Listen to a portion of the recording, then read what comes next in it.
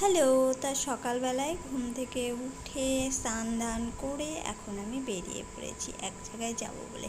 তোমরা তো সকলেই জানো আজকে কি। তা আজকে কি সবাই একটু বলো তো। হ্যাঁ, আজকে জামাই ষষ্ঠী। আজকে ষষ্ঠী, তাই ষষ্ঠীতে ষষ্ঠীতলায় যাচ্ছি পুজো করতে। তা সবাই চলে এসেছে, অনেকের পুজো হয়ে গেছে, অনেকের হয়নি। তা আমিও স্নান দান করে ছেলেকে নিয়ে চলে এসেছি ষষ্ঠীতলায় ষষ্ঠী পুজো করব। এই যে মা ষষ্ঠীর মূর্তি আছে, ছোট্ট ছোট দুটো প্রতিমা আছে।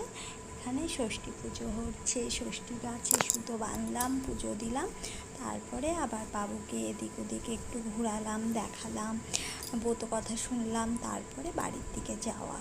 বাড়িতে গিয়ে আবার বাবুকে হাতে সুতো বেঁধে দিয়ে তারপরে চিড়ি দই খেয়ে নিলাম। আর আজকে দিনটা আমি এভাবেই কাটালাম। তা চলো, টাটা।